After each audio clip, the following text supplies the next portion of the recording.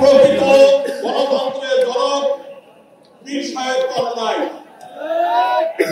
আমরা 1971 সালে এই দেশ স্বাধীন করেছিলাম লক্ষ শহীদের বিনিময়ে, যে একটা স্বৈরাচারবিহীন দেশ এবং গণতান্ত্রিক দেশ পাবো।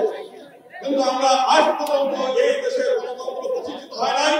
গণতন্ত্রের নামে স্বৈরতন্ত্র একের পর এক আমাদের গলায় টিপে ধরেছে। কারণটা হলো এই দেশে এমন একটি গণতন্ত্র আছে যেখানে আপনি 100% ভোট পেলে আপনি ক্ষমতায় যাবেন আর 50% লোক যারা ভোট পাবে তাদের মতামতের কোনো মূল্য নাই।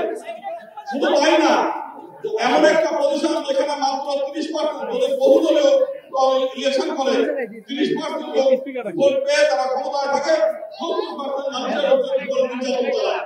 এবং আমরা এর আগে ভোট দিয়েছি, আমরা পেয়েছি, তারা আমাদের করেছে, তারা আমাদেরকে নির্যাতন করেছে, আমাদেরকে ভোট ব্যাংক হিসেবে ব্যবহার করেছে। আমরা এইবার সিদ্ধান্ত নিয়েছি, বীর সাহেব কর্মনাই যে সিদ্ধান্ত দিয়েছে পিআর সিস্টেমকে সিস্টেমে যদি ভোট হয় হিন্দু সম্প্রদায় ভোট দিতে যাবে না। আমরা একই সঙ্গে নির্বাচন পদ্ধতি চাই যে মাইনরিটিদের প্রতিনিধিত্ব মাইনরিটিরা সিদ্ধান্ত নেবে এবং তাদের প্রতিনিধিত্ব তারা নিজেরা নির্বাচন করবে। আমরা চাই আমাদের শেষ কথা যে কৃষক সংরক্ষিত আসন এবং প্রতিনিধিত্বশীল গণতন্ত্র পিআর সিস্টেম এইটা হলে এদেশের হিন্দু সম্প্রদায় ভোট দিতে যাবে, তাহলে ভোট দিতে যাবে না, কোনো ভোট